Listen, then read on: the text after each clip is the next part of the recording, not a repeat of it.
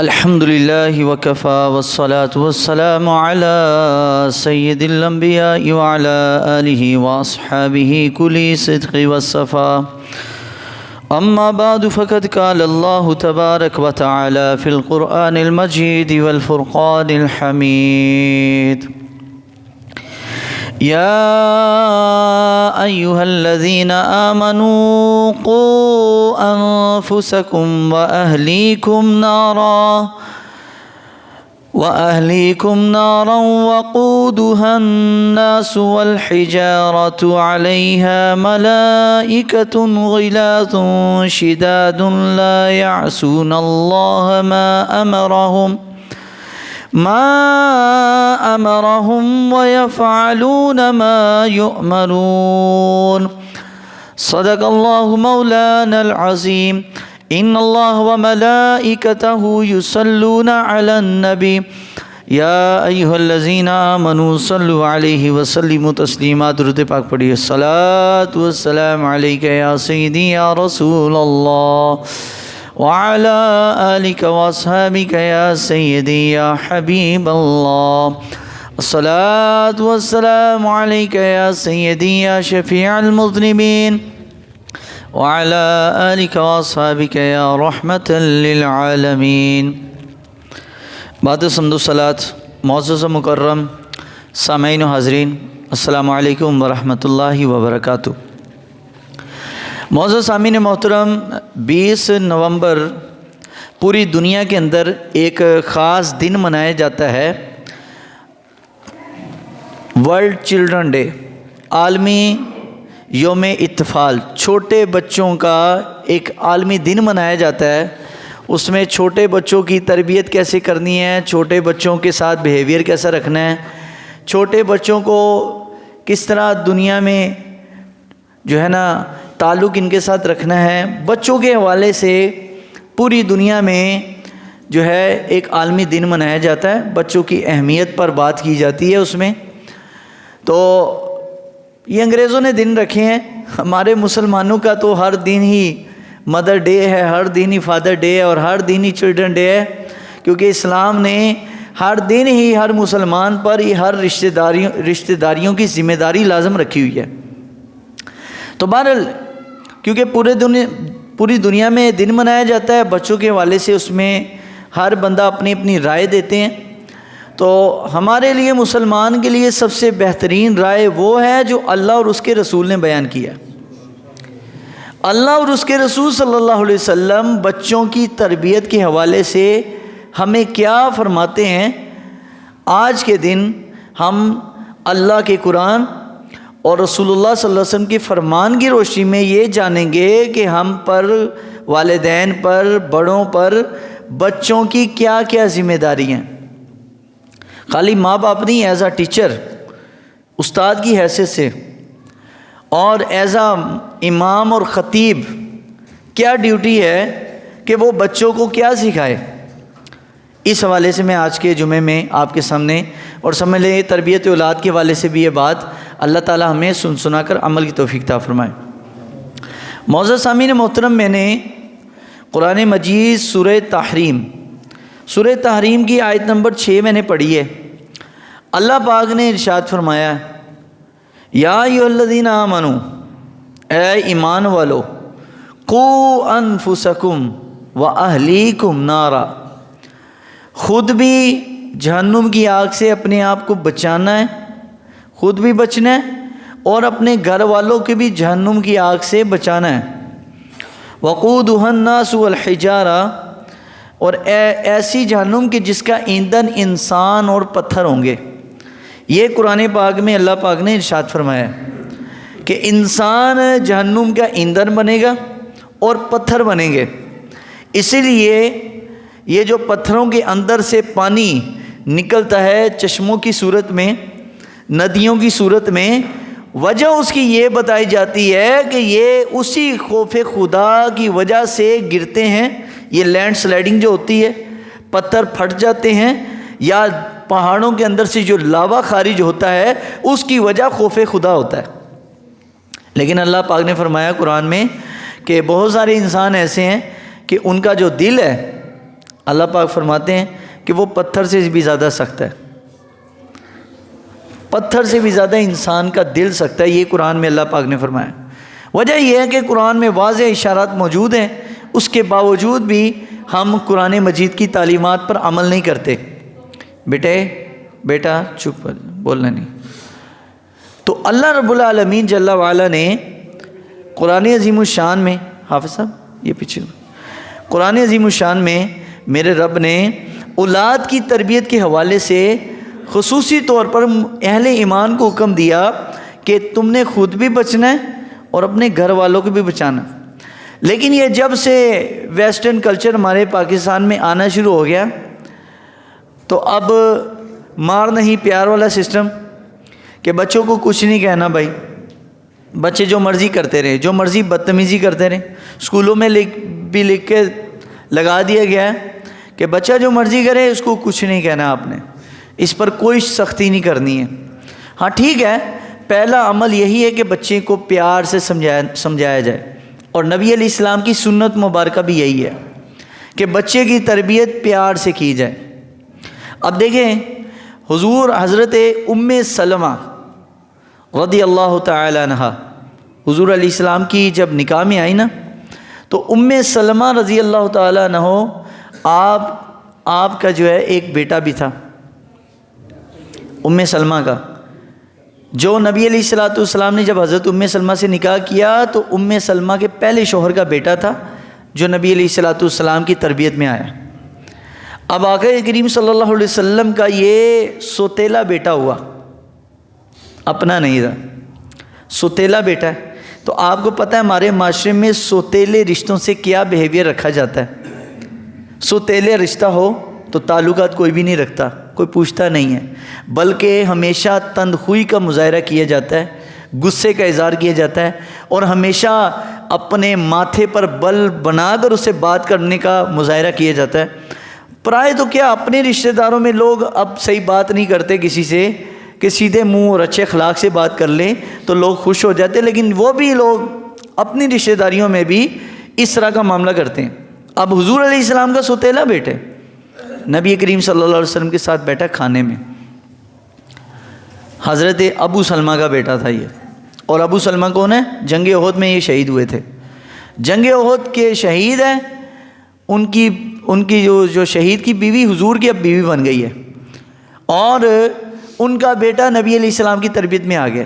ایک دن گھر میں بیٹھے تھے سرکار کے رحمت اللہ علیہ صلی اللہ علیہ وسلم کھانا تناول کر رہے، ابو سلمہ فرماتے ہیں، حضرت ام سلمہ فرماتی ہیں کہ نبی علیہ السلام کے ساتھ بیٹا بیٹھا کھانا کھا رہا ہے تو وہ نبی علیہ السلام ایک ہی برتن میں حضور پسند کرتے تھے کھانا کھانا، تو نبی کریم صلی اللہ علیہ وسلم، آج تو بڑے بڑے پیران حضرات اپنے اپنے برتن علیحدہ، گلاس علیحدہ، ہر چیز علیحدہ کر لی اور اپنے آپ کو پتہ نہیں کون سی مخلوق سمجھنا شروع کر دیا۔ حضور کی سنت تو یہ ہے کہ ایک ہی برتن میں، ہم نے بڑے بڑے مشائخ کے ساتھ کھانا کھایا، ایک ہی برتن میں کھانا کھاتے ہیں، سنت حضور کی سمجھ کے۔ تو حضور کھانا تناول کر رہے تو بیٹھے ہوئے، اور وہ بچے تھے نا، چھوٹے بچے تھے، اب بچے کو کیا پتہ ہوتا ہے، اب وہ کبھی ایک طرف ہاتھ ڈالے برتن کے اندر، کبھی دوسری طرف ہاتھ ڈالے اور الٹے ہاتھ سے کھائیں۔ تو نبی علیہ السلام نے فرمایا بیٹا جب بھی کھانا کھانا ہے تو پہلے بسم اللہ پڑھنی ہے،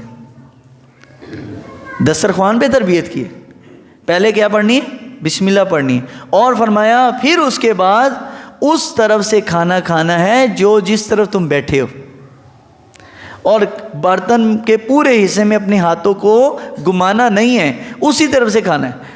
حضرت ام سلمہ فرماتی ہیں کہ نبی علیہ السلام نے تربیت کی تو اس کے بعد اس نے کبھی یہ بات بھولی نہیں، کھانا کھانے کے دوران ہی حضور نے ان کی تربیت فرمائی، یہ نہیں فرمایا چلو اٹھ جاؤ تمہیں ادب ہی نہیں ہے، کوئی تم بے ادب ہو، یہ ہے نا، چھوٹا بچہ ہے، بچوں کو کیا پتہ ہے۔ تو پہلے نبی علیہ السلام نے یہ تربیت فرمائی، اور تو حضور کی تربیت کا یہ انداز ہوتا تھا کہ اپنی اولاد کی تربیت حضور علیہ السلام، حالانکہ اپنی اولاد نہیں سوتیلی اولاد تھی، حضور نے ان کی بھی تربیت کی ہے۔ تو ماں باپ پر لازم ہے کہ بچے کی تربیت پہلے وہ خود عمل کریں گے تو بچہ کرے گا نا، ایسے تو نہیں بس عالمی چلڈرن ڈے منا لیں کہ جناب عالمی یوم اطفال ہے، چھوٹے بچوں کا دن ہے تو بس منو کے ختم ہو جائیں. نہیں، بچوں کی تربیت کریں، ان پر اپنا دماغ کھپائیں، ان کو ٹائم دیں. آج ماں باپ چھوڑ گئے بچوں کو تو بچوں کے حالات کیسے بگڑ گئے. تو حضرت عبداللہ بن عباس فرماتے ہیں، حضرت سیدنا عبداللہ ابن عباس رضی اللہ تعالیٰ عنہ فرماتے ہیں کہ آقا کریم صلی اللہ علیہ وسلم نے فرمایا ما نحل والد والد من نحل افضل من ادب حسن. فرمایا سب سے بہترین تحفہ ماں باپ کا اپنی اولاد کے لیے وہ حسن ادب سکھانے سے بڑھ کر کائنات میں اور کوئی شے نہیں ہے. فرمایا سب سے بڑا تحفہ ہے اولاد کے لیے ماں باپ کا کہ وہ ان کو ادب سکھائے، دین کا ادب سکھائے، ان کو تمیز سکھائے، اخلاق سکھائے، معاشرے میں رہنے کا کردار، بولنے چالنے کی تمیز سکھائے. تو آج ہم ماں باپ کو تو اپنی آنکھوں سے دیکھتے ہیں، کبھی کوئی بچہ کسی کو کچھ نہ کہے، انہوں نے کہا تو نے اندر سر کیوں نہیں پاڑیا، تجھے اس نے کچھ کہا تو آگے سے بولا کیوں نہیں اس کو، خبردار آئندہ ان کی بات برداشت کی. تو آج تو ماں باپ خود ہوشیاری دیتے ہیں بچوں کو کہ بیٹا شاباش تو نے بدتمیزی کرنی ہے اگلے کے ساتھ، بڑا ہو یا چھوٹا ہو یہ نہیں دکھانا، یہ نہیں بتانا کہ وہ آپ سے عمر میں بڑا ہے چھوٹا ہے، نہ بچے کو حوصلہ ہم برائی پر دے رہے ہیں بجائے کہ اچھائی پر دیں. تو نبی علیہ الصلوۃ والسلام کی تربیت دیکھیے. حضرت سیدنا انس ابن مالک فرماتے ہیں کہ نبی کریم صلی اللہ علیہ وسلم، میں چھوٹا سا تھا تو میری ماں نے مجھے حضور کے پاس چھوڑ دیا. اب حضور کا بطور استاد بطور مرشد تربیت دیکھیے. انسان کی ہر حالت میں انسان کی کیٹیگری جدا ہوتی ہے، کبھی وہ ایک باپ کی حیثیت سے ہوتا ہے، کبھی وہ ایک استاد کی حیثیت سے ہوتا ہے، کبھی وہ کس حیثیت سے ہوتا ہے، کبھی کس حیثیت سے. ہر حیثیت میں اپنا کردار تربیت والا وہ ہمیشہ اس کو جگائے رکھیں، اس کو سلائے نہ رکھیں. اب حضور کا استاد کی حیثیت سے اور مرشد کی حیثیت سے دیکھیے. فرمایا کہ میں نبی علیہ الصلوۃ والسلام کے در اقدس پر حضور کے حجرہ مبارک میں بغیر دستک دیے گھر میں داخل ہو گیا. جب ہوا یہ کہ میں داخل ہوا تو نبی علیہ الصلوۃ والسلام نے مجھے قریب بلایا، کیونکہ فرمایا میں بڑا چھوٹا سا تھا. تو نبی علیہ السلام کے پاس میری والدہ، انس ابن مالک فرماتے میری والدہ مجھے حضور کے پاس چھوڑ گئی تھی کہ یا رسول اللہ یہ آپ کیا ہے، آپ ان کی تربیت کریں، ان کو پڑھائیں لکھائیں، ان کو جو سکھانا ہے سکھائیں، یہ آپ کیا ہے. تو بہرحال انس ابن مالک نے بڑی دعائیں بھی لی ہیں اور ایک کامیاب اسٹوڈنٹ بنے اپنے نبی صلی اللہ علیہ وسلم کے. تو نبی کریم صلی اللہ علیہ وسلم نے فرمایا بیٹا انس، جب بھی تم نے گھر جانا ہے، چاہے اپنا گھر ہو چاہے کسی کا ہو، پہلے دستک دینی ہے. دستک دینے کے بعد گھر میں داخل ہوتے ساتھ گھر والوں پر سلام کہنا ہے، اور سلام کہنے کے بعد جس کام آئے وہ اپنی بات پیش کرنی ہے. حضرت انس ابن مالک فرماتے ہیں حضور نے مجھے بتایا تو مجھے یہ بات ایسے یاد رہی کہ بڑھاپے تک میں یہ بات نہیں بھولا. اور فرمایا جب بھی ہم آتے تھے نبی علیہ الصلوۃ والسلام محبت بھرے انداز میں ہمارے گالوں پر ہاتھ پھیرتے تھے. صحابی فرماتے ہیں کہ ہم نے وہ ٹھنڈک جو نبی کریم صلی اللہ علیہ وسلم کے ہاتھوں کی ٹھنڈک تھی، فرمایا آج بھی جب وہ بات سوچتے ہیں تو نبی علیہ السلام کے ہاتھ کی ٹھنڈک آج بھی محسوس ہوتی ہے. ایسے نہیں کہ حضور پر تھپڑ مار رہے ہیں اور بس مار پیٹ، ایسا نہیں. حضور کی تربیت کا انداز پہلے یہ تھا، بڑے اچھے طریقے سے سمجھاتے تھے. لیکن اگر کوئی بچہ نہیں مان رہا تو تھوڑی سی اس کے ساتھ سختی بھی کریں، اور یہ بھی سرکار کی سنت ہے. عبداللہ ابن عباس فرماتے ہیں حج کا موقع تھا، حج کا موقع، تو نبی کریم صلی اللہ علیہ وسلم کے ساتھ میں حضور کے سواری پر حضور کے پیچھے بیٹھا تھا، اونٹنی پر. نبی علیہ السلام جب میدان عرفات پہنچے فرمایا میں نبی پاک علیہ السلام کے پیچھے تھا، اور حضرت اسامہ بن زید، حضرت زید رضی اللہ تعالیٰ کے بیٹے، غلام کے بیٹے، فرمایا غلام کا بیٹا اور حضرت سیدنا عبداللہ ابن عباس یہ سرکار کے پیچھے بیٹھے ہوئے ہیں. فرمایا کچھ عورتیں آئیں. حج کے موقع پر حکم یہ ہے نا کہ عورتیں اپنا چہرہ نہیں چھپائیں گی، عورتیں اپنا چہرہ نہیں چھپاتی، نقاب نہیں ہے حج اور عمرے پر، اس کے علاوہ ہے، لیکن حج اور عمرے پر وہ چہرہ نہیں چھپانا عورتوں نے، حکم ان کو یہی ہے. تو وہ عورتیں جب آئیں حضور سواری پر بیٹھے، فرمایا ہم دو بچے تھے حضور کے پیچھے، تو انہوں نے کچھ مسئلے پوچھے اپنے حج کے حوالے سے کہ یا رسول اللہ حج میں ہم یہ کام کر سکتے ہیں، یہ کر سکتے ہیں۔ بارہ وہ سوال جب پوچھے تو جوان عورتیں تھیں وہ، لیکن کیونکہ چہرہ چھپا ہوا نہیں تھا۔ عبداللہ ابن عباس فرماتے ہیں کہ میری نظر ان جوان عورتوں پر تھی، کیونکہ عبداللہ ابن عباس اتنے بچے بھی نہیں تھے لیکن لڑکے تھے، ابھی جوانی میں داخل ہو رہے تھے۔ تو جوانی کی عمر ایسی ہے کہ انسان اپنی نظر کو سنبھال نہیں پاتا جب تک کوئی ٹوکنے والا نہ ہو، جب تک کوئی پکڑنے والا نہ ہو، جب تک کوئی احتساب کرنے والا نہ ہو، کوئی تربیت کرنے والا نہ ہو، تو بندے کی جب لگام ڈھیلی ہو نا تو وہ جہاں مرضی گھوم لیتا ہے۔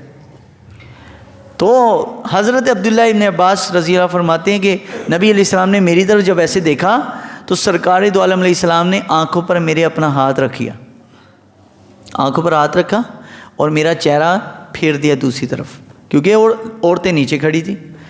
تو فرمایا جب چہرہ پھیرا تو نبی علیہ السلام نے حضرت عبداللہ ابن عباس کو فرمایا بیٹا عبداللہ، یہ جو نظر ہے نا، یہ نظر شیطان کی تیروں میں سے ایک تیر ہے، اس کی حفاظت کرو، اس کو پاک رکھو، کیونکہ جو نظر کی حفاظت رکھتا ہے تو اللہ تعالیٰ اس کو نماز کی لذت عطا کرتا ہے۔ اب تربیت کا انداز دیکھیے حضور کا، حضور علیہ السلام چاہتے ہیں زبان سے، لیکن نبی علیہ السلام چہرہ پکڑ کے موڑ دیا۔ مطلب یہ ہے کہ جب کوئی بات نہ مان رہا ہو، تھوڑا سا زبردستی کر رہا ہو تو اس کے ساتھ زبردستی کرنا، تھوڑی سی سختی کرنا اور اس کو برائی سے اپنے ہاتھ کے ذریعے سے روکنا، یہ میرے سرکار کی سنت ہے۔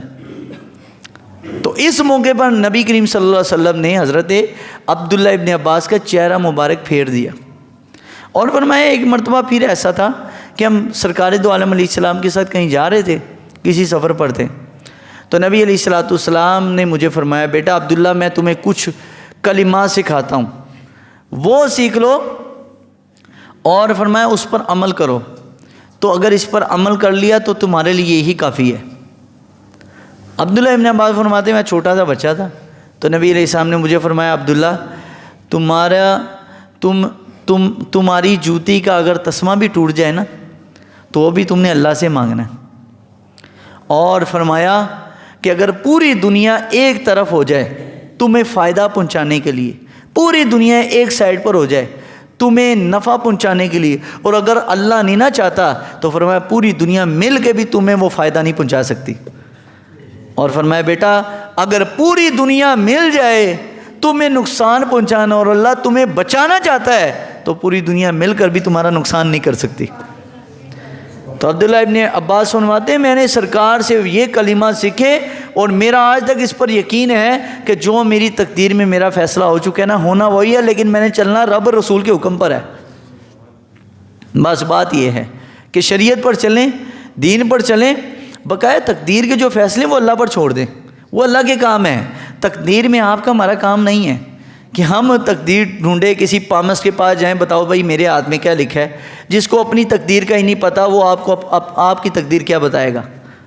جو خود ہی مال روڈ کے فٹ پاتھ پر بیٹھ کر وہ آپ کو انگلیوں کے جناب ہاتھوں کی لکیریں بتا رہا ہے کہ یہ دولت کی لکیر ہے، یہ سفر کی لکیر ہے، یہ شادی کی لکیر ہے، تیری قسمت میں اتنی بیویاں جس کی قسمت میں خود ایک بھی نہیں ہے، تو اس نے کیا بتانا ہے۔ تو حضور نے فرمایا حدیث شریف ہے کہ جس شخص نے کسی ایسے بندے سے کہ جس نے بدفعلی کی، بدفعلی کہتے ہیں کہ قسمت کا راز بتانا کہ تیرے ساتھ ایسا ہوگا، کہانت کہنا، جس نے ایسا کام کیا، میرے حضور صلی اللہ علیہ وسلم کا ارشاد ہے کہ ایسا بندے کی 40 دن تک نمازیں قبول نہیں ہیں۔ تو آج ہمارے نوجوان کیا جا نہیں رہے ایسے لوگوں کے پاس، نجومیوں کے پاس، ایسے جاہل پیروں کے پاس، جاہل عاملوں کے پاس کیوں جا نہیں رہے؟ تو ان کی تربیت کرنا بنتی ہے۔ یہ کس کا کام ہے؟ یہ سب سے پہلے ماں باپ کا کام ہے۔ ماں باپ بھی دیندار نہیں ہوں گے تو وہ اولاد تو جائے گی نا دوسرے راستے۔ امام زین العابدین رضی اللہ تعالیٰ کا قول ہے، آپ فرماتے ہیں کہ نبی کریم صلی اللہ علیہ وسلم کے غزوات، سرکار دو عالم صلی اللہ علیہ وسلم کے زندگی کے معاملات، حضور کے سفر باقاعدہ ہمیں ہمارے گھروں میں پڑھائے جاتے تھے، سکھائے جاتے تھے کہ فلاں جنگ ہوئی تھی، حضور کے ساتھ یہ مسئلہ پیش ہوا، وہاں ہمارے نبی صلی اللہ علیہ وسلم نے یہ کام کیا۔ فرمایا بچپن میں ہمیں ہمارے گھروں سے رسول اللہ کی سیرت کی جو تعلیم ہے وہ سرکار دو عالم علیہ السلام کی، وہ ہمارے والدین سے ملی ہے۔ یہ کون ہے؟ امام زین العابدین فرما رہے ہیں۔ اور امام اعظم ابو حنیفہ رضی اللہ تعالیٰ عنہ، امام ابو حنیفہ اس زمانے کے امام ہیں۔ امام ابو حنیفہ رضی اللہ تعالیٰ عنہ کے زمانے مبارک میں جب کہ حضرت سیدنا ثابت، حضرت امام ابو حنیفہ کے والد، وہ فرماتے ہیں کہ سیدنا امام ابو حنیفہ کی عمر تھی 7 برس۔ کتنی سال تھی عمر جی؟ 7 برس تھی۔ فرمایا کہ کوفہ میں رش لگا ہوا ایک جگہ پر، ایک چوک پر، تو میرے والد مجھے حضرت ثابت جو ہے نا وہ لے گئے، اب امام ابو حنیفہ کے والد۔ فرمایا جب پتہ کیا کہ یہاں کس چیز کا رش ہے، پتہ چلا یہاں پر کوفہ میں حضرت رسول اللہ صلی اللہ علیہ وسلم کے شاگرد خاص حضرت انس ابن مالک تشریف لائے ہوئے ہیں۔ امام ابو حنیفہ یہ واحد امام ہے چاروں ائمہ میں جنہوں نے سرکار صلی اللہ علیہ وسلم کے صحابہ کرام سے خود سماع بھی کیا ہے اور ان سے ملاقات بھی کی ہے، ان سے حضور کی حدیث بھی سنی ہے، اور نبی علیہ الصلوۃ والسلام کی صحابہ کی زیارت بھی کی ہے۔ اب فرماتے ہیں کہ ہم بھی جمع ہو گئے۔ فرمایا کہ 20 سال تک تو امام ابو حنیفہ 7 سال سے لے کر 20 سال تک ہر سال حرمین میں گئے، اور اس سال پہلا سال تھا جب تو کوفہ میں سب سے پہلے حضرت سیدنا انس ابن مالک کی زیارت ہوئی۔ تو فرمایا 7 برس کی عمر میں مجھے میرے باپ لے کر گئے انس ابن مالک کی صحبت میں۔ تو کسی نے پوچھا حضرت آپ کو حضرت انس ابن مالک سے کیا ملا اتنی عمر میں؟ 4 سال کے بچوں کو پتہ کیا ہوتا ہے؟ حضرت امام ابو حنیفہ فرماتے ہیں کہ حضرت انس ابن مالک حدیث پوری کر چکے تھے، حدیث پوری بیان کر چکے تھے، اور بات ختم ہو گئی تھی، لوگ جا رہے تھے، تو ہم لیٹ تھے، یعنی رش ہونے کی وجہ سے ہم پیچھے تھے، ہمیں وہ حضور کی حدیث پتہ نہ چلی۔ تو میں قریب، میرے والد حضرت ثابت مجھے حضرت انس کے پاس لے گئے اور کہا کہ آپ نے ابھی جو نبی پاک صلی اللہ علیہ وسلم کی حدیث بیان کی ہے آپ وہ میرے بیٹے کو سنا دے ذرا، میں چاہتا ہوں کہ میرا بیٹا آپ سے سرکار صلی اللہ علیہ وسلم کا فرمان سنے جو ڈائریکٹ آپ نے نبی صلی اللہ علیہ وسلم سے سنا ہے۔ تو فرمایا حضرت انس ابن مالک، انہوں نے فرمایا کہ میں نے نبی علیہ الصلوۃ والسلام سے سنا ہے کہ جو شخص اللہ کے دین کا علم حاصل کرنا شروع کرتا ہے اللہ تعالیٰ اس کو وہاں سے رزق عطا کرتا ہے جہاں سے اس کا گمان بھی نہیں ہوتا۔ کتنے سال میں تربیت ہو رہی ہے؟ 7 سال۔ یہ ٹائم ہوتا ہے بچے کی تربیت کرنے کا۔ جب بچے ہاتھ سے نکل گئے، وہ میٹرک میں فرسٹ ایئر میں چلے گئے، اب ماں باپ دونوں چیخیں مار رہے ہیں کہ بیٹا نشے میں پڑ چکا ہے، بیٹا زنا میں پڑ چکا ہے، بیٹا لڑکیوں کے پیچھے پڑ چکا ہے، فلاں کے پیچھے پڑ چکا ہے، تو بھائی اب تو پڑھنا ہے نا۔ آپ نے تو فرسٹ ایئر سیکنڈ ایئر تک تو اس کو ساتھ تو لینے نہیں دیا، مسجد مدرسے کے لیے ٹائم ہوتا نہیں تھا، اور یہاں بھی بچے پڑھنے آتے ہیں تو کہتے ہیں جی ہمارے پیپر ہیں، آدھا گھنٹہ یا پونا گھنٹہ قرآن پڑھنا ہوتا ہے تو کہتے ہیں جی ہمارے پیپر ہیں ہم نے نہیں آنا، ٹیوشن جانا 4 گھنٹے وہاں لگانے ہیں، آدھا گھنٹہ قرآن نہیں پڑھنا کہ جی قاری صاحب ٹائم نہیں ہے، جو ہے نا وہ پیپر ہو رہے ہیں تیاری کرنی ہے۔ تو بھائی 23-22 گھنٹے گھر میں رہ کر بھی جو بچہ تیاری نہیں کر سکا تو قرآن کا آدھا گھنٹہ لے کر اس نے کون سے پارٹ آ لینا ہے۔ لیکن بات ہے آپ کی جو ہے وہ اس چیز کی کہ آپ کے دل میں کس چیز کا پیار ہے۔ ترجیحات ہماری بدلی ہوئی ہیں نا، ترجیحات کچھ اور ہیں، دنیا کا مال ہے، دنیا کا منصب ہے، دنیا کی دولت ہے، یہ ترجیحات آج کل بنی ہوئی ہیں۔ تو آج کل تو نوجوان ایسے پنگوں میں پڑ چکے ہیں، الامان والحفیظ، پتہ نہیں ہے دین کے مسئلے کا، اپنی طرف سے جو مرضی کیے جا رہے ہیں۔ ایک جگہ پر کوئی طلاق کا مسئلہ ہوا تو یہ غازی آباد کے علاقے میں مجھے لے گئے کہ جی طلاق کا مسئلہ ہے تو آپ بتائیں جی طلاق ہوئی ہے کہ نہیں۔ لڑکے سے پوچھا، لڑکی بھی سامنے اور لڑکا بھی، میں نے کہا جی بتائیں آپ۔ لڑکی سے پوچھا کتنی باری طلاق دی ہے، کہہ رہے انہوں نے بے شمار دفعہ کہہ دیا، اتنی دفعہ کہہ دیا تو مجھے یاد بھی نہیں ہے۔ میں کہا 3 دفعہ، ہاں 3 دفعہ سے تو کئی دفعہ کہہ دیا. اچھا شوہر سے پوچھا, کہہ رہے مولوی صاحب بس وہ 3 باری میرے منہ نکل گئی غصے سے, غصے سے تو طلاق نہیں ہوتی. میں نے کہا جی غصے میں تو بھائی پیار سے طلاق ہوتی ہے, طلاق ہوتی ہے غصے میں. پیار سے کون طلاق دیتا ہے کہ بیگم کو کہے بیگم آپ نے آج کھانا بڑا اچھا بنایا آپ کو طلاق ہے, ایسے کہیں گے؟ پتہ ہی نہیں مسائل. تو بزرگ خاندان کے سفید ریش, میں کہتا ہوں پتہ نہیں ان لوگوں نے 70 سال کہاں گزار دیے, پوری زندگی پیسہ کماتے کماتے کمر ٹیڑھی ہوگی اور دین کا پتہ بھی نہیں ہے ان بابوں کو. 60 سال ہو گئے پتہ ہی نہیں دین کا. وہ مولوی صاحب بس دسو کنا صدقہ لگتا ہے وہ تمہیں دے دینے ہیں تے بس صلح کرواؤ تسی. میں کہا بھائی بات یہ ہے یہ میرے باپ کا دین نہیں ہے کہ میں اپنی مرضی سے بدل لوں. یہ کوئی مکان ہے کہ جس کو مرضی ہٹایا اور دوبارہ بنا دیا؟ یہ اللہ کا دین ہے. اور قرآن جب کہتا ہے طلاق مرتان, طلاق صرف 2 دفعہ ہے, اس کے بعد کیا ہے فَإِمْسَاكُمْ بِمَعْرُوفٍ أَوْ تَسْرِيحٌ بِإِحْسَانٍ. تیسری باری یا تو عزت کے ساتھ رہ لو یا عزت کے ساتھ چھوڑ دو. یہ قرآن کا فیصلہ ہے. پتہ ہی نہیں ہے لوگوں کو. وجہ کیا ہے ہم نے بچوں کی وہ تربیت ہی نہیں کی. بچے کے منہ میں آیا اور جب مسئلہ بگڑ گیا مولوی صاحب کے پاس آ گیا, وہ بیٹا او ہیلو یار سائڈ پہ نفل پڑھ لے تو بیچ میں.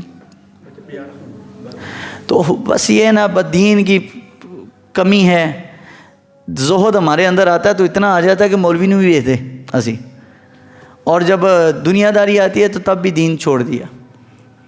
ہوا کیا ہے جناب, ایک صاحب ابھی پچھلے دنوں میرے پاس آئے تو کہا جی مولوی صاحب نکاح آپ نے پڑھانا ہے. میں نے کہا چلو اچھا پڑھا دیں گے, کوئی ایسا مسئلہ نہیں ہے. آپ بتائیں کہ لڑکی شادی شدہ ہے, لڑکی طلاق یافتہ ہے یا لڑکی کنواری ہے, تاکہ اسی حساب سے پاکستان کا قانون ہم نے بتانا ہوتا ہے نا کہ شادی شدہ ہے, پہلے طلاق ہو چکی ہے, یا وہ بیوہ ہے یا کنواری ہے, کیا مسئلہ ہے. تو کہا جی وہ شادی شدہ ہے. تو میں نے کہا شادی ابھی ہے, موجود ہے اس کا شوہر؟ کہا جی موجود ہے. میں کہا طلاق نہیں, طلاق تو نہیں ہوئی. میں کہا اس کے بچے بھی ہیں؟ جی بچے بھی ہیں. تو میں نے کہا آپ نے نکاح کرنا اسی کے ساتھ؟ تو کہا ہاں جی نکاح کرنا ہے. تو لڑکی اپنے شوہر کے ساتھ نہیں رہنا چاہتی تو ہم نکاح کرنا ہے. میں کہا بھائی اللہ رسول سے کیوں بغاوت کر رہے ہو؟ میں کہا اللہ رسول سے کیوں بغاوت کر رہے ہو؟ میں کہا ایک شادی شدہ مسلمان خاتون کا نکاح کے اوپر نکاح نہیں ہو سکتا, حرام ہے. کتنی لڑکی کی عمر ہوگی؟ کو 18-20 سال کا لڑکا, اور 30 سال کی لڑکی جس کے ساتھ نکاح کرتے ہیں وہ اپنے شوہر کے ساتھ بس رہی ہے, رہ رہی ہے. تو میں نے یہ سوچا, میں نے کہا اس کو کمی عقل کی نہیں ہے, اس کو تربیت کی کمی ہے. سمجھدار ہے, کام کرتا ہے ایک کسی فرم میں, لیکن مسئلہ کیا ہے اس کو دین کا سرے سے نہیں پتہ. تو میں نے کہا یار تم نا ایسے کرنا, تم اگلے دن عصر کے ٹائم آؤ مسجد میں, پھر میں آپ کو تفصیل کے ساتھ بتاتا ہوں. اگر تمہیں چین نہیں آ رہا نا میری بات بھی سن کر, کئی لوگوں کو مولوی سے مسئلہ سن کر بھی نا وہ اطمینان نہیں ہوتا, پھر بھی انہیں کسی اور کو بھی تحقیق کرنی ہے, پھر آنا ہے مولوی صاحب کے پاس. بتاؤ بھائی اب تو بھائی پہلے جس مولوی سے آپ کو اطمینان نہیں ہے مسئلہ پوچھنے کا, آپ پھر اپنے مرضی کے مولوی سے پوچھو. بھائی ہم نے کون سا یہاں کہا کہ بھائی میرے پاس ہی آؤ میرا ہی مسئلہ مانو. تو میں نے کہا بھائی میں تجھے زیادہ لمبی بات نہیں کرتا, تو 5ویں سپارے کا نا پہلا رکوع پڑھ لے, تجھے پتہ چل جائے گا کہ کن کن عورتوں سے اللہ تبارک تعالیٰ نے نکاح حرام رکھا ہوا ہے. 4تھے سپارے کا آخری رکوع اور 5ویں کا پہلا رکوع, پتہ چل جائے گا کن پر حرام, کون سی عورتیں مسلمان پر حرام ہیں اور کون سی عورتیں حلال ہیں. ابھی آج کل کی ینگ جنریشن کا ہمارا یہ حالات ہیں. اور کالج یونیورسٹی تو چلو چھوڑو بھائی, ادھر تو یہ تو پھر بھی چلو نکاح کا پوچھنے آ گیا, وہاں تو بغیر نکاح کے کام چل رہا ہے. ہماری گھر کی بیٹیاں کیا کر رہی ہیں؟ اینڈرائڈ موبائل ان کو لے کے دیا ہوا ہے, کوئی تربیت نہیں. بھائی جس کے ہاتھ میں آپ لڑکی کے ہاتھ میں اور کنواری لڑکی کے ہاتھ میں اینڈرائڈ موبائل آپ نے پکڑا دیا اور آپ نے یونیورسٹی بھیج دیا, میں کہتا ہوں کوئی ولیہ ہی ہوگی جو بچی ہو, کوئی ولیہ ہوگی جو بچی ہو, ورنہ بڑا مشکل کام, بڑا مشکل کام ہے. ماں باپ کہاں تک دیکھ لیں گے؟ آپ کے ہاتھ میں ایک شیطان پکڑا کے دیا ہوا ہے, بچوں کے ہاتھ میں کہ بھائی یہ رکھو. ایک شیطان ہر کسی کے ہاتھ میں ہے. اب اس کا اچھا برے کا فیصلہ کس نے کرنا ہے؟ آپ کی ذہنیت نے. ذہنیت تو ہم نے بچوں کی بنائی نہیں, بچوں کو سکھایا ہی نہیں کچھ, دین تو بتایا نہیں ہے. پوری زندگی دنیا سکھائی ہے, پوری زندگی قرآن تو سکھایا نہیں ہے. صحابہ کرام فرماتے کہ جب بھی کوئی بچہ بولنے کے قابل ہوتا نا تو ہم سب سے پہلے اس بچے کو اللہ کا قرآن سکھایا کرتے تھے, اور قرآن پڑھایا نہیں کرتے تھے. یہ لفظوں میں ذرا فرق رکھیں. ہم سمجھتے شاید قرآن پڑھا دیا تو قرآن سیکھ گئے ہیں. نہ بھائی, یہ نہیں ہے. قرآن پڑھنا سیکھنا اور ہے, اور قرآن خالی سیکھنا اور ہے. ہم سب مسلمانوں نے آج قرآن صرف پڑھا ہے, اور کیا ہے جی قرآن پڑھنا ثواب ہے, قرآن کا ثواب لیا. قرآن تو ثواب کے لیے تھوڑی آیا تھا بھائی. کہاں لکھا ہے قرآن ثواب کے لیے آیا ہے؟ ثواب قرآن کا ملنا ایک الگ چیز ہے, وہ تو ملنا ہے. ایک حرف پر 10 نیکیاں ہیں, الف لام میم یہ 30 نیکیاں ہیں. لیکن قرآن مجید نبی علیہ السلام صحابہ کو سکھاتے تھے. اور کیا تھا؟ عبداللہ بن عباس کی تفسیر پڑھی ہوئی ہے میرے پاس. عبداللہ ابن عباس فرماتے ہیں کہ نبی علیہ السلام ان الفاظ کو اپنے لفظوں میں ڈال کر آسان کر کے اس کے معنی کے ساتھ مفہوم کے ساتھ ہم صحابہ کو سکھایا کرتے تھے. یہ ہے قرآن کا سیکھنا. تو آج کی نوجوان نسل کو ہم نے کیا سکھایا؟ کیا بتا رہے ہیں ہم نوجوان نسل کو؟ یہی آج یقین مانے مجھے بڑا افسوس ہوتا ہے. ڈیلی یہاں درس ہوتا ہے نا, یہ بزرگ سفید ریش لوگ بیٹھے ہوتے ہیں, کو 18-20, ان میں سیاہ داڑھی والے کو اکا دکا ہوتا ہے. میں کہتا ہوں یار اور 5-10 سال ہیں, ان بزرگوں نے بھی چلے جانا تو پیچھے مسجد میں کون آئے گا بھائی؟ درس میں کون بیٹھے گا؟ قرآن کون سیکھے گا؟ دین کون سیکھے گا؟ جب داڑھی سفید آ گئی ہے ان لوگوں نے تو 5-10 سالوں میں کوئی پتہ نہیں. ہم بھی شاید پہلے چلے جائیں, یہ بھی کوئی پتہ نہیں. لیکن مقصد کہنے کے نوجوان نسل کہاں جا رہی ہے؟ ان کے پاس ٹائم نہیں ہے. ان کو کرکٹ میں ایسے فرصت ہو تو پھر ہے نا, ان کو جناب اور دنیا کے کاموں سے فرصت ہو تو پھر ہے نا, ان کو واٹس ایپ اور سوشل میڈیا سے فرصت ہو تو پھر یہ مسجد میں بیٹھے. یہ تو فرض نماز میں بھی ٹائم گننے ہوتے ہیں کہ 5 منٹ میں نماز پڑھ کے نکلنا ہے ہم نے. اور کہاں نکلنا ہے؟ باہر چوکوں میں کھڑے ہونا ہے, ایک دوسرے سے گپ شپ کرنی ہے, اس میں وقت لگانا ہے, اور دین کے لیے ٹائم نہیں ہے. حالانکہ میرے سرکار کی حدیث تھی, حضور نے فرمایا جس شخص کی سیاہ داڑھی تھی, داڑھی کے بال سیاہ تھے, اور وہ بندہ اللہ کے رستے پر چلتا رہا یہاں تک کہ اس کی داڑھی کے بال سفید ہو گئے, میرے سرکار صلی اللہ علیہ وسلم نے فرمایا قیامت والے دن اللہ رب العالمین بڑی آسانی کے ساتھ ایسے نوجوان کی مغفرت کر دے گا. اور فرمایا جس کی جوانی کا وقت بھی ایسے حالات میں گزرا کہ داڑھی کے بال سیاہ تھے اور اللہ وہ کرتا رہا, میرے حضور نے فرمایا قیامت کو جب کوئی سایہ نہ ہوگا اللہ اپنے عرش کا ٹھنڈا سایہ دے گا ان کو. تو ایز اے خطیب اور امام میری ذمہ داری ہے کہ میں آپ کو یہ چیزیں بتاؤں. یہ آج کل نوجوان نسل سے گزارش ہے اور ماں باپ سے بھی گزارش ہے کہ بچوں کو تھوڑا سا ٹائم دین کے اوپر لگانے کی بھی ترغیب دیں کہ بیٹا بیٹھو مسجد میں کو 2-4 باتیں سیکھ لو, کو مسئلے سیکھ لو, کو نماز اپنی درست کر لو. ہم لوگ اکثر جنازوں میں جاتے ہیں نا تو وہاں کیا اعلان کرتے ہیں کہ بھائی جس کو جنازہ کی دعا نہیں آتی وہ کیا پڑھ لے جی, کیا بولتے ہیں جی, وہ رب جلنی مقیم الصلاۃ یہ پڑھ لے نماز والی, نماز والا درود پڑھ لے. بھائی یہ ایسے ہی کام چلانا ہے, ہم نے ایسے ہی کام چلانا ہے. نوجوان نسل بیٹا کیمسٹری کے, فزکس کے اور بایو کے مشکل فارمولے یاد کر سکتی ہے, تو اس کے لیے آیت الکرسی یاد کرنا, نماز جنازہ یاد کرنا, نماز کے مسائل یاد کرنا تو زیادہ آسان ہوں گے بھائی. جس کو اتنے مشکل فارمولے یاد ہیں وہ فارمولے یاد کر سکتی ہے تو یہ یاد نہیں کر سکتی. وجہ یہ ترجیحات بدلی ہوئی ہیں ہماری. ہماری ترجیحات دین نہیں ہے, ہماری ترجیحات فقط دنیا ہے, فقط دنیا ہے. تو حضور صلی اللہ علیہ وسلم نے کیا فرمایا تھا؟ فرمایا جب مسلمان کی ترجیح اس کی دنیا بن جائے گی نا, دنیا کا مال, دنیا کا جو ہے دولت اور دنیا کی شہرت اور دنیا ہی دنیا رہ جائے گی, فرمایا تب اللہ مسلمان کو ذلیل کر دے گا. آج یہی مسئلہ ہے, ہماری ترجیحات بدلی ہوئی ہیں. جب تک مسلمان کی ترجیحات دین تھی نا تو مسلمان سائنس میں بھی بڑے آگے تھے. آج کہتے ہیں مسئلہ تب حل ہوگا کہ جب ہم سائنس میں آگے بڑھیں گے. میں نے کہا مسئلہ تب حل ہوگا جب ہم دین میں آگے بڑھیں گے. دین تو ہے نہیں ہمارے پاس. دین کا ہے. صبح ہمارے نماز میں دیکھ لیں کتنے لوگ ہوتے ہیں. ہم دیکھیں نا اپنے آپ کو, دین سیکھنے کے لیے کتنے لوگوں کا ٹائم ہے. مولوی کی بات سننے کے لیے ٹائم ہی نہیں. کچھ لوگ تو ایسے بدبخت ہیں, میں کہتا ہوں بدبخت, جیسے ہی قرآن کی آیت شروع ہوتی ہے درس کی, پہلے نہیں اٹھیں گے. یا تو بندہ پہلے اٹھ کے چلا جائے نا, اسی دوران جیسے قرآن کی آیت پڑھی گئی اٹھ کے ایسے بھاگ گئے جیسے شیطان قرآن سن کے بھاگتا ہے. یہ خدا کے بندو, یہ ہماری تربیت نہیں ہے. یہ ہم نے دین ایسے سیکھنا ہے, ہم نے اسلام ایسے سیکھنا ہے. ہمارے پاس ٹائم ہی نہیں ہے. تو بھائی جب مر گئے نا تو تب ٹائم, پھر ٹائم ہی ٹائم ہے. لیکن پھر کہنا ہے پھر اب ٹائم نہیں ہے. بہلول دانہ دینا, وہ قبرستان جا کر کبھی آسمان کی طرف کبھی قبر کی طرف اشارے کرتے. تو کسی نے کہا کیا کر رہے ہو؟ تو بہلول دانہ نے کہا اللہ اور بندے کی دوستی کروا رہا ہوں, اللہ اور بندے کی صلح کروا رہا ہوں. تو کہا صلح ہو گئی؟ کہا نہیں, پہلے رب مانتا تھا بندے نہیں مانتے تھے, اب بندے مانتے ہیں رب نہیں مانتا. تو بھائی ایسا وقت آنا ہے, پیسے کمانے میں دن بھر رات ایک کی ہوئی ہے, مال کمانے میں دن بھر رات, بچوں کو پڑھانے میں دن بھر رات. کیا اسلام کے لیے بھی دن بھر رات کی ہے ہم نے؟ وہ زمانے میں معزز تھے مسلمان ہو کر, آج ہم خار ہوئے تارک قرآن ہو کر.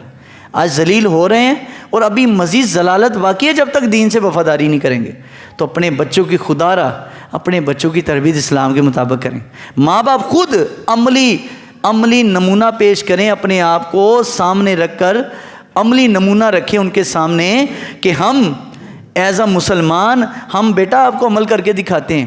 جب ماں باپ کا اپنا عمل ہی نہیں ہوگا تو اولاد کا کیا ہونا ہے؟ ماں باپ خود بے نمازی, اولاد نے بھی بے نمازی ہونا. ماں باپ خود دین سے بیزار دین سے. ایک ہوتا ہے نا دین سے دور, اب مسلمان دین سے دور نہیں ہے, اب مسلمان دین سے بیزار ہے. وہ کہتا ہے ایسا مولوی ڈھونڈو جو ہماری مطلب کا مسئلہ کر دے, اور ایسا مولوی جو ہماری طبیعت کے خلاف مسئلہ بیان کر رہا ہے نا. یعنی اس کا مطلب ہم نے اللہ کو اللہ نہیں مانا, ہم نے اپنی طبیعت کو, اپنے نفس کو خدا بنا لیا, اپنے نفس کو خدا بنا لیا. تو کوشش کیجئے اپنی بچوں کی تربیت پر, اسلامی تربیت پر غور کیجئے, اپنے بچوں کی اسلامی تربیت کیجئے. جب آپ کی بچوں کی اسلامی تربیت ہوگی نا تو آئندہ آنے والے وقت میں ایسا ہی ہوگا کہ آپ کو فکر نہیں پڑے گی پیچھے اتنے لوگ مسلمان تیار ہوں گے. تو میں کہتا ہوں یہ سفید ریش چلے گئے نا دنیا سے یہ 5-10 سال میں, تو یقین مانے مسجد میں ایک صف بھی مشکل ہے. کیونکہ یہ جو نئی پود آ رہی ہے یہ تو گلیوں میں کھڑی ہونے والی, یہ تو لڑکیوں کو تاڑنے والی, یہ تو جناب ڈیٹوں پہ جانے والی, ان کو کیا پتہ ہے. تو خدا کے لیے اپنی اولاد کی کڑی نگرانی کیجئے, اپنی اولاد کی اپنی کڑی نگرانی کیجئے, پھر جا کے مسئلہ حل ہوگا. اللہ تعالیٰ کی بارگاہ میں دعا ہے اللہ تعالیٰ ہم سب کو عمل کی توفیق عطا فرمائے. وآخر دعوانا الحمدللہ.